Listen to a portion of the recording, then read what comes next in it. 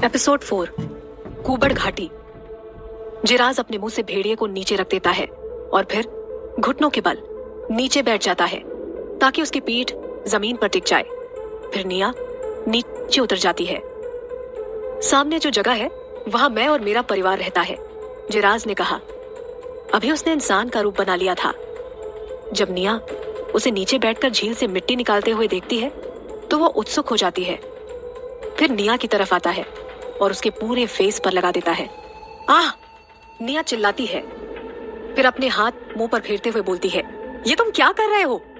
जिराज उसका हाथ पकड़ लेता है और फिर अच्छे से मिट्टी उसके फेस पर लगा देता है। तुम बहुत सुंदर हो और अगर तुम ऐसे ही अंदर आई तो यहाँ के कई लोग तुम्हें पाने की कोशिश करेंगे। वैसे तो मैं इनसे डरता नहीं, लेकिन कभी अगर मैं नहीं रहा तो कहीं ये तुम्हें उठा कर न ले जाएं। क्या? लेकिन मैंने कब माना कि मैं तुम्हारी साथी हूँ? निया ने गुस्से से कहा।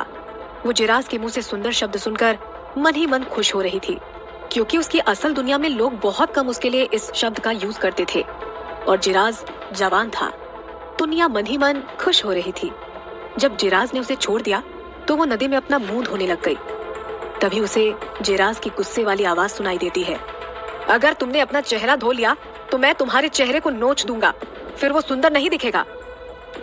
धमकी देने के बाद जिराज को बेचैनी होने लगी, क्योंकि लड़की फिजिकली तो वीक होती है लेकिन अपने लुक्स को लेकर काफी ध्यान रखती है, और अगर इसने उसकी बात मानने से मना कर दिया तो वो क्या करेगा? निया ने उसे देख रखा था कि वो तेंदुआ कितना खूंखार हो सकता है, तो उसे पता था कि वह ऐसा कर सकता है।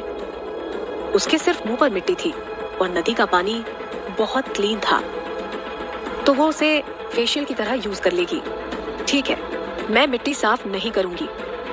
निया उसकी धमकी से दुखी थी। वो सोच रही थी कि एक बार गांव में पहुंच जाऊं, फिर इस आदमी से दूर जाने का कोई ना कोई रास्ता ढूंढ लूंगी।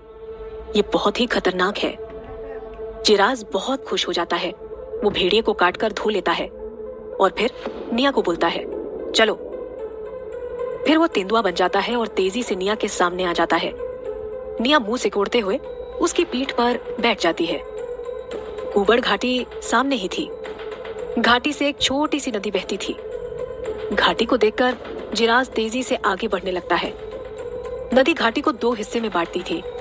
पहाड़ के बेस में कुछ लकड़ी के घर बने हैं जहां इंसान रहते हैं, और घर के बाहर कुछ एनिमल्स घूम रहे थे।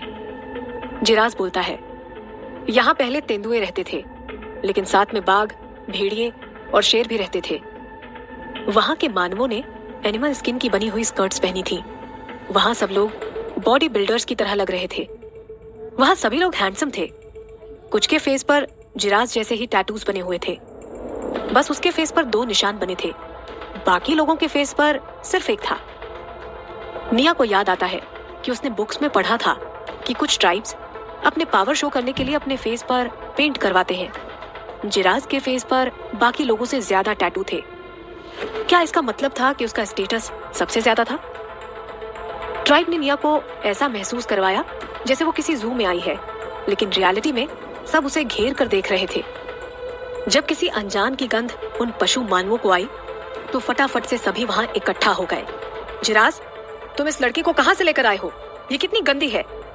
तभी दूसरे ने कहा, लेकिन इसकी स्मेल कितनी अच्छी है, मुझे ये पसंद है। निया ने जिराज को घबराते हुए पकड़ लिया, क्योंकि सभी ने उसे घेर रखा था।